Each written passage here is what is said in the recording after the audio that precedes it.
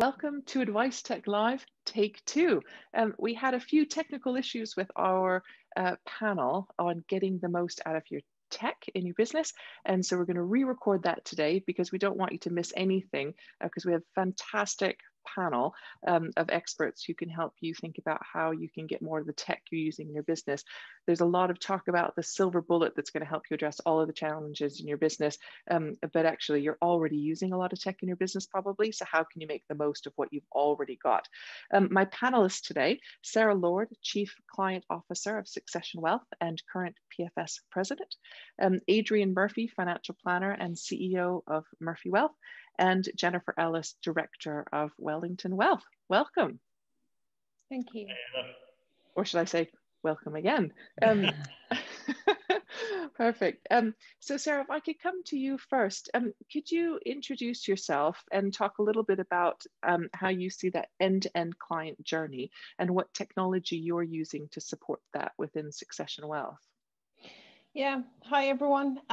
So as Heather says, I'm current Chief Client Officer at Succession Wealth, which means that I'm the exec member that's responsible for everything to do with the client. So from proposition to client delivery to the whole client experience and brand. So pretty broad remit, and obviously during the course of 2020, very much our focus is being on client delivery and the client experience and ensuring that during lockdown and the way in which we're operating continues to be a great client experience.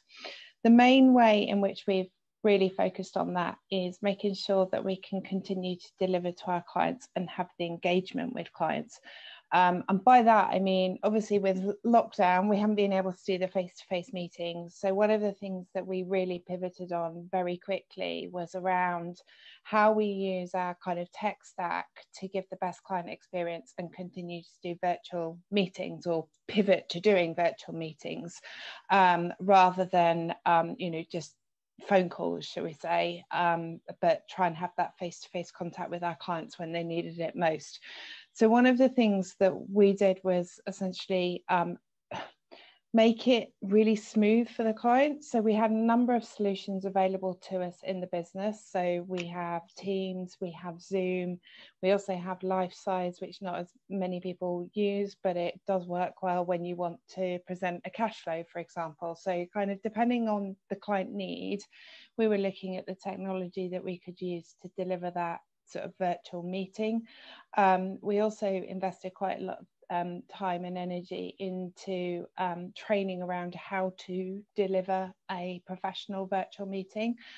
So all the planners were sort of prepared for the different tech that they could use and understand where they may use one solution over another. And also importantly around the client experience. So checking in with clients as to what would they prefer? Would they, have they got used to Zoom parties, for example? So would prefer their meeting on Zoom or using Lifesize. And then the other thing that we did was create client guides for the technology so that the client had the confidence in being able to set up kind of the meeting ahead of that. So that has really been our focus kind of on the end-to-end journey, because actually you need to be communicating with the clients and giving that really good experience. And then the other aspect is very quickly pivoting kind of to use our client portal for clients that weren't already engaged with it, but as a messaging system, and making sure that we have secure end-to-end messaging for our clients as well.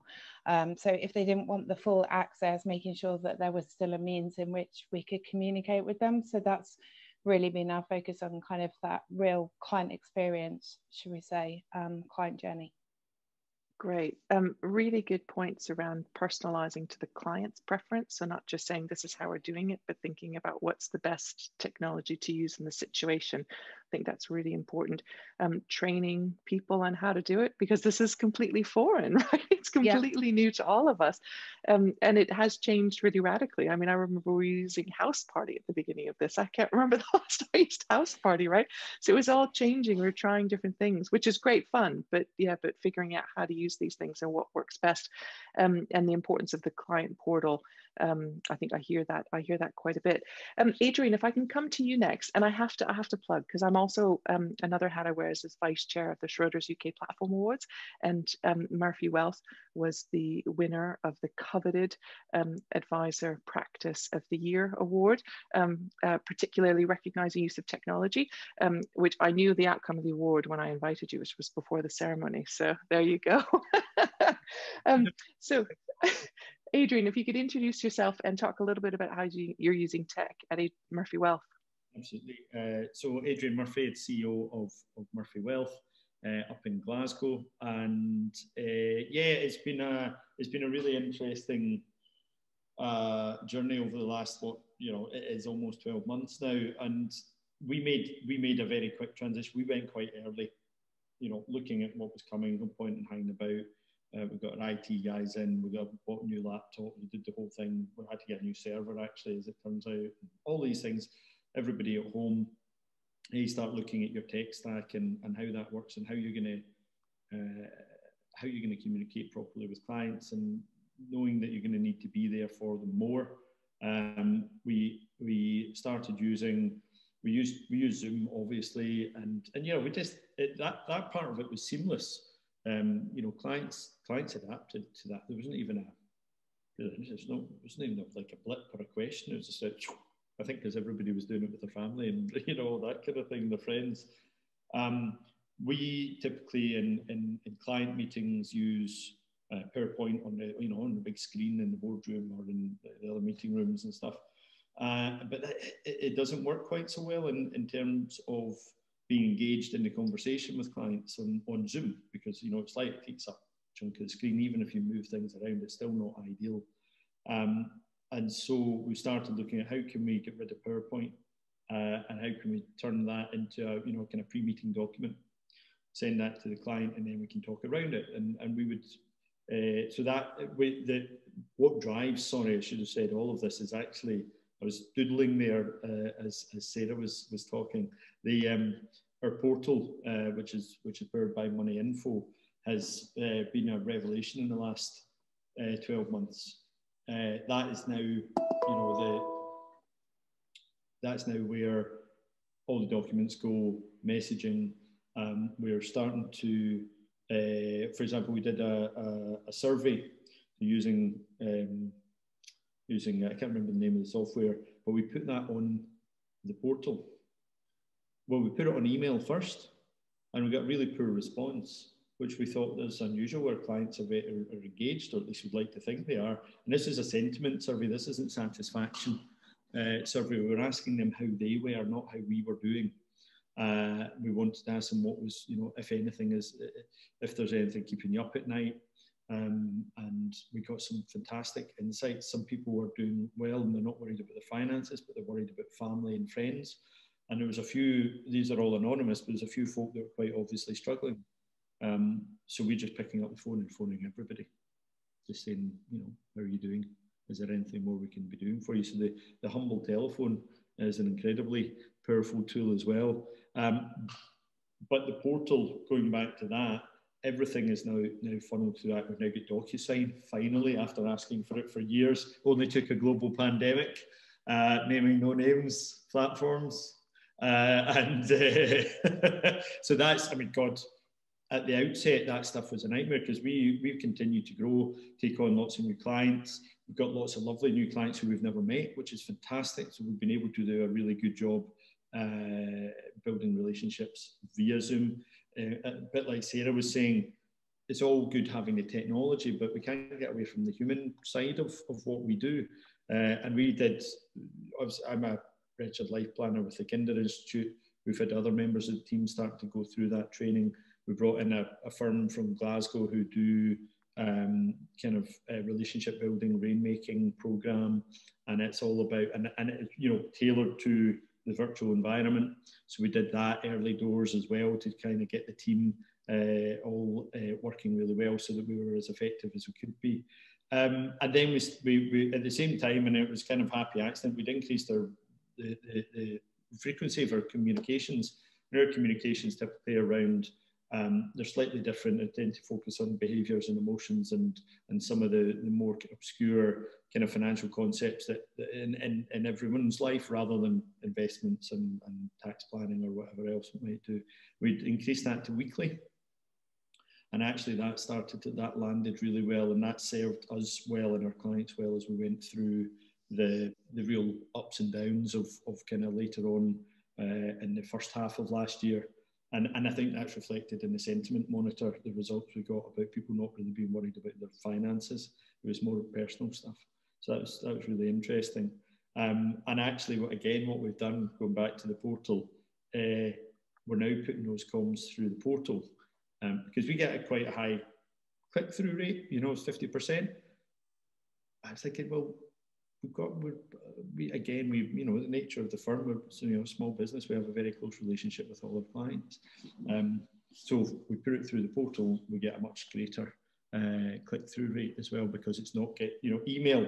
I've actually written down here, email through this has probably become the least useful tool out of the whole stack. It's murder. Even myself, by the time I come off this call, all those important emails that were at the top are now at the bottom, because that's just what we get now. We get bombarded. So the ability to message somebody direct and have a notification come up on their phone from our app is incredibly powerful from an engagement perspective, and making sure that they see that those communications, which help with how they're thinking about the whole situation and their money and their life. So that's been fantastic. So I think that's kind of it.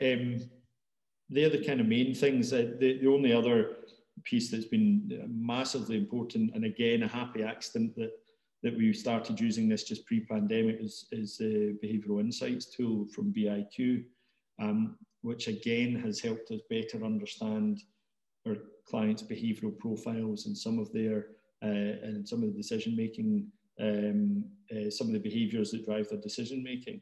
So that's allowed us to further tailor how we speak to them, and as we get a full picture of our client bank, we'll be able to segment our communications by behavioural profile as well. So that's really interesting, and obviously we've now appointed Neil Bage as our Chief Behavioural Officer, which I believe is a first in the UK. So again, it's just something that it feels like it's really important, and we do get such a better response from people when we focus on the human first.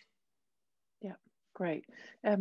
So some of the things I noted, just because there was a lot there, so just to make sure we pull out some highlights, because there's absolutely fantastic stuff in there. So the PowerPoint, getting rid of the PowerPoint and going to the portal to be able to improve that human-to-human connection, even though we're not in the same room, I think is really, really important. Not underestimating the power of just a phone, an old-fashioned phone call, this modern piece of technology, right? Honestly, I've done it this week. Just picked up the phone to people. You don't pre-arrange it and all. Then it becomes a thing. Just pick it up, and when you say, just phone and see how you're doing, just checking in. You okay? And they're like, oh, yeah, thank you for phoning. It's such a simple thing, but I think it's in our gift to do that. Yeah, and more frequent communication through the last few months is I think really important as well, and monitoring the engagement with that and figuring out the best channels is also really important, and really exciting stuff around that life planner designation that you've got, the behavioral app that you're using, and having Neil on your board. So really, really great stuff.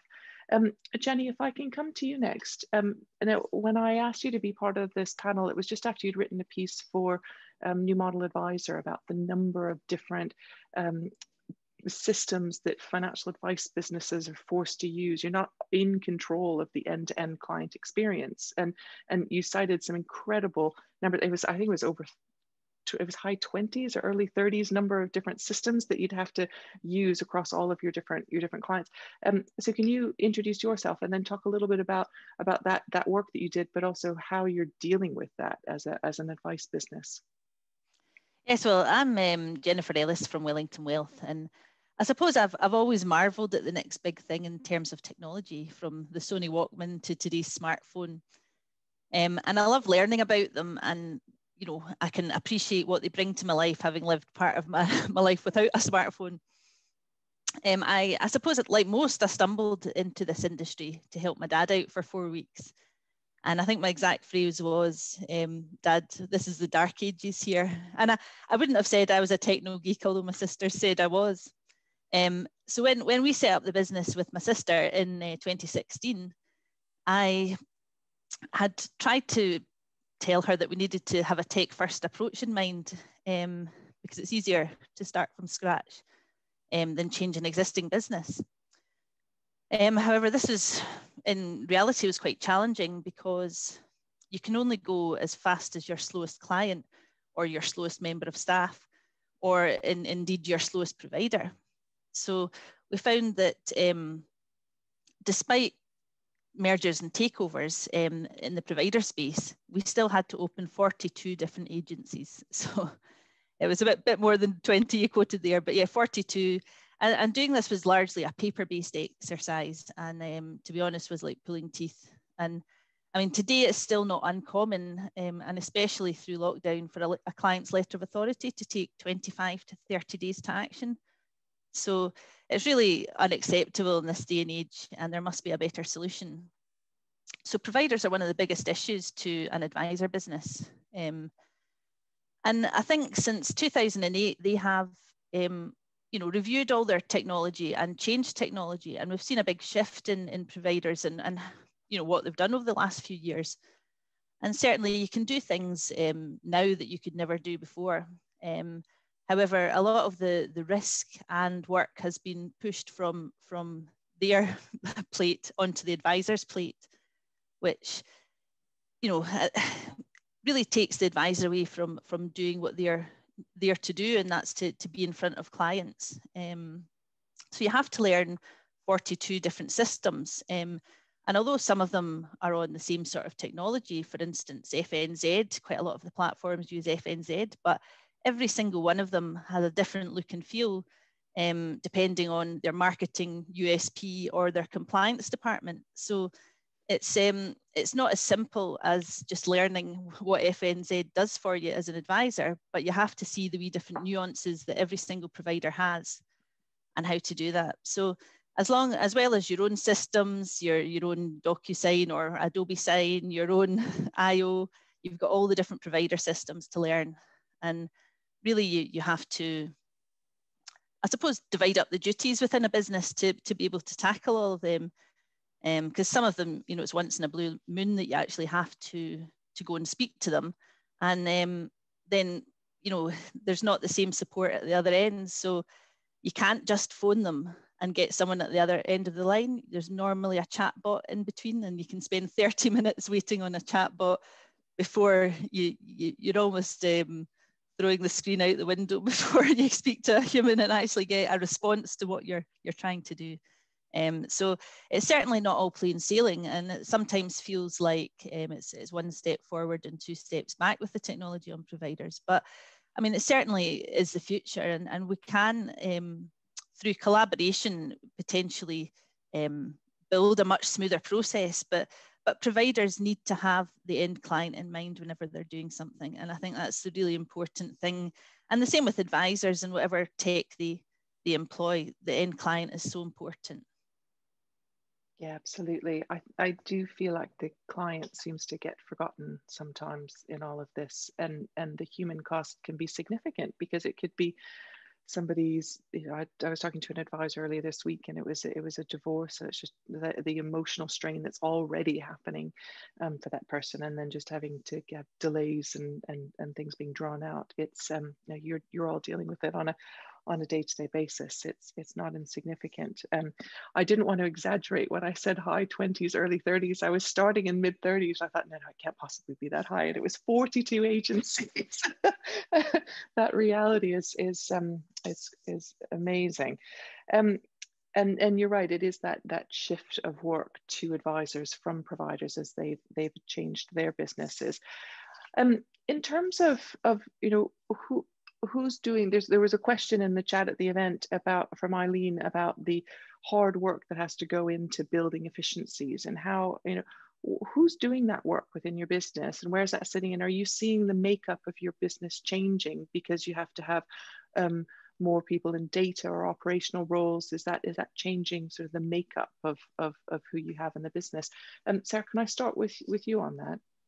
Yeah, I suppose with being a large national, shall we say, I mean, you know, multi-offices and 170, 180 planners, obviously the infrastructure needs to be fairly robust and strong, but we're also looking to drive consistency from, you know, Stornoway to Truro. So you need to have a consistent process, and obviously in my role it's very much focusing on the client, but we need the people to be able to implement it, and make sure that, you know, I've mapped out a client journey, but what does that actually mean using the tech stack? And what we're finding is that we need more what I call translators. So, you know, we can say this is what the client journey needs to look like, and this is, you know, the processes that needs to be followed, and this is how kind of we need to consider, for example, the platforms as part of that journey. But then you need someone that can translate it. I mean, we use Iris, so can translate it into what that actually means as far as kind of systems and controls, because obviously that's a really important, you know, aspect of the regulatory environment that we find ourselves in now as well, is, you know, making sure that you've got the right MI because of data requests and things like that, that, you know, firms are being asked for more and more, particularly over the course of the last 12 months. So not only have you got to have the right process with the client at the heart of it, you've also got to be able to capture the right MI to be able to know that you're doing a good job, and, you know, the clients are happy with it as well. So yeah, you know, it is adding to, well, it's creating roles that I don't think existed, you know, 5 years ago within our profession, because of that need. Yeah, and driving up the costs for your business. I mean, one of the really interesting things that we've seen is that so we asked a group of PFS members about a year ago the time it takes to onboard a client and the estimated cost of that, and it was between 3 and 4 weeks estimated to bring on a new client at a cost of just over £1,500. And when we looked across different size of firm, there was no difference. And so it's not that a big firm can have these economies of scale because you have lots of people or systems to be able to do things differently. That work's being done in whatever size business there is, and it's adding the same inefficiencies across all sorts of different businesses. Adrian, I see you nodding. Did you want to add something on that? How long have we got? The fundamental problem for any financial planning business is exactly that inefficiency and the lack of integration between the technologies, and actually, to be honest, a lack of flexibility. Everybody's building their own stuff for their own reasons, and we've seen recent CRMs being acquired and other platforms doing their thing, and the problem is none of it is geared towards us or our clients, and eventually we're going to have to do something about that. One of the most we've got people now, you know, our chairman who's come in was one of his real big projects is operational efficiency, process and IT. And ultimately, who knows, we might build our own tech solution, client-facing tech solution. That's something we're discussing because we just don't see that it's going to come from a third party. All of the other bits are there, but, you know, the data feeds are all there, but that kind of umbrella is just isn't a kind of layered approach to really, you know, goals-based financial planning. So, funnily enough, the best, and I'm not joking, the best piece of tech that we use in our business is nothing to do with financial planning at all. We introduced Monday.com, and honestly, see if the other stuff that we've been using for years was half as good as that. Oh, all of our lives would be just 10 times better because it is phenomenal. So we run our business off that, everything. So pipelines, finances, all of our domains are stored on there, or documents, or you can turn everything into pie charts, Gantt charts, you know, you name it, it does it. And now we have kind of one version of the truth for the, you know, if you like, the overarching business. Now, obviously the issue there is that doesn't speak to our CRM or anything else. But I tell you what, it's improved our lives no end.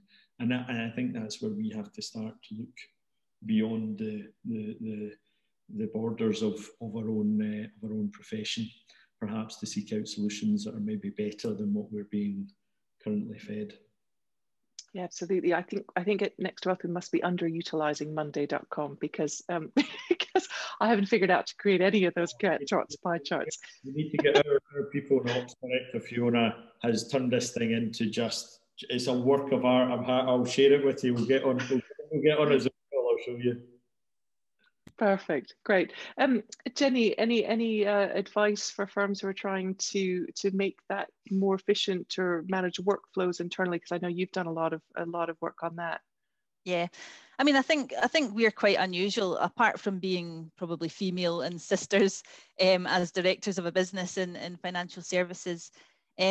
I am not client facing at all, and I think most directors of businesses are advisors, especially the smaller ones. And so it means that the decision making on some of the systems is my expertise and my remit, and Nicola can just focus on the clients. So, you know, getting the efficiencies in the systems and understanding what we're trying to do and translating it into action is really my part of the business.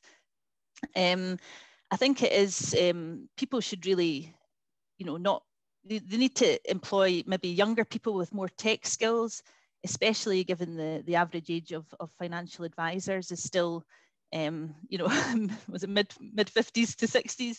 And really that was a generation that never had formal training in technology at school. So it's no surprise that they don't know exactly how these things work, and they may have now picked things up from their own kids or grandkids even, but I think people that have these skills need to be brought in, and no question is too silly to ask. You need to learn, so you need to ask silly questions to see how it fits into your business and how you can make it most efficient.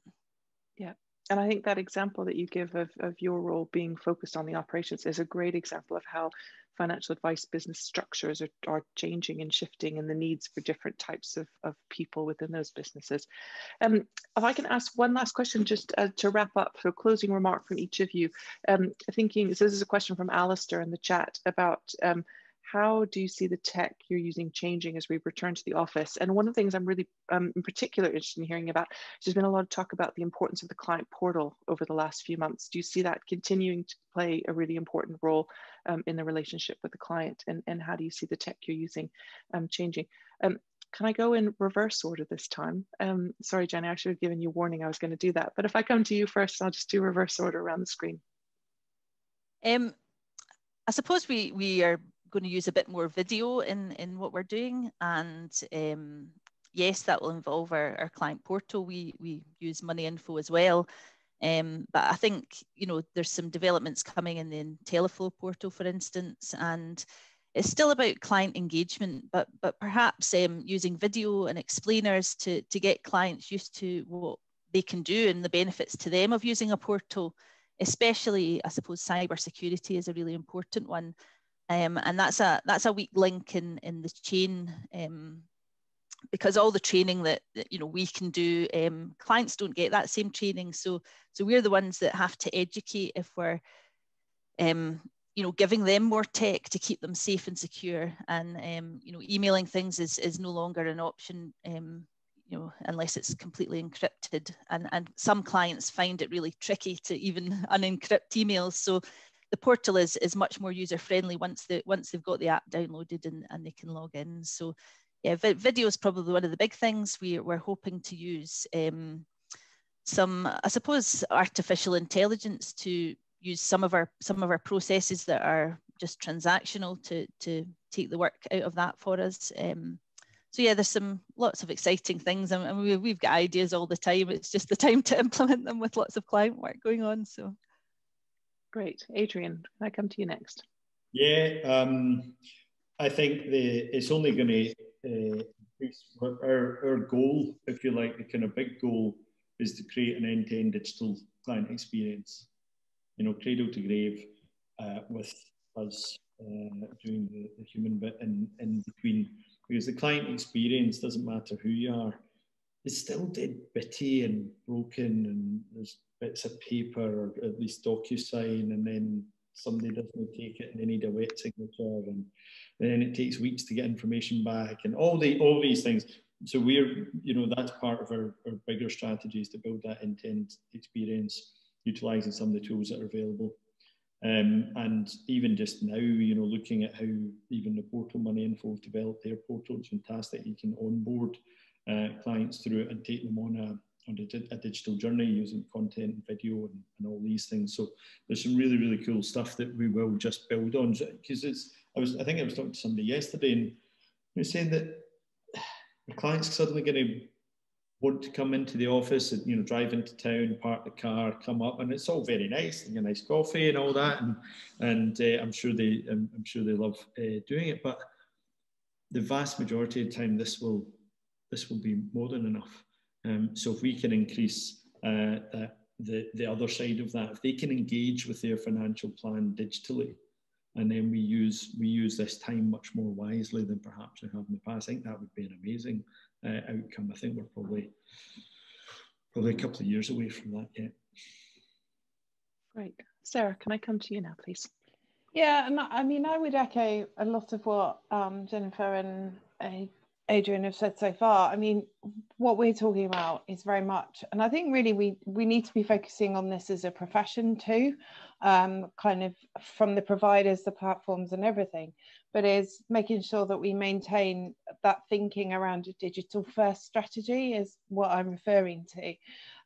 Rather than a paper first strategy, because obviously, you know, historically this profession, the providers and everyone, it's just been about issuing reams and reams of paper, and actually, you know, with the environment as well, we don't want to be doing that. So how do we best use the tech and maintain that digital first strategy? So continue to use portal, you know, when we open up the offices again, don't just revert to printing everything off again, but you know, the habits that we've created over the last 12 months really should be ingrained. Because actually, I think one of the things is historically, this maybe because of the average age of our clients, baby boomers and things like that, it's like, well, they want a hard copy, they don't use email.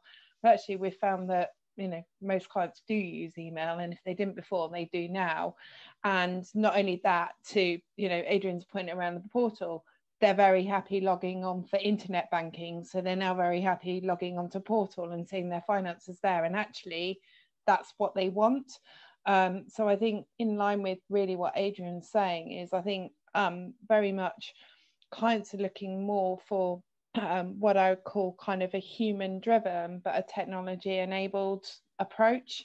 But obviously we as a business and as a profession, we can only really go as fast as the providers allow us to on some of that, because of that, you know, and that sounds very negative, but even if you have a client journey end to end in your own business that is, you know, pretty streamlined, we still find that it can still take weeks, depending on whether DocuSign's taken or not. So that for me is the key, and definitely video. I completely agree on the video piece. People are interacting with video more, watching more video. And it's an easy way to explain things to clients.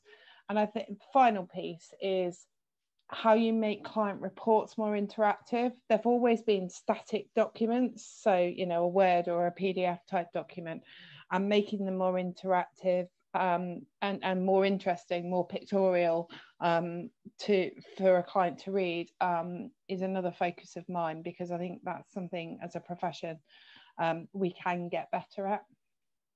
Yeah, I love that idea, because it's that living, breathing financial plan, and it shouldn't be a static report delivered once a year. You're absolutely right. And that human-driven, tech-enabled approach is absolutely spot on. And we began by talking a bit about the personalized approach that you all take and financial advice businesses all take with their customers, and that will involve video portal, you know, having that end-to-end client experience and be able to control that better. I do agree that there's a lot the providers need to do to support that. We made some fantastic progress over the last few months, but we needed a global pandemic to get there. So let's keep on beating that drum, and we'll make sure we continue to see that momentum grow.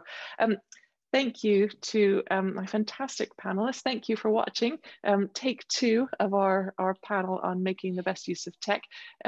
Thanks, yeah, thank you very much. And I think tech has fantastic opportunities to help financial advice businesses to deliver better outcomes for their clients. So long may the conversation continue.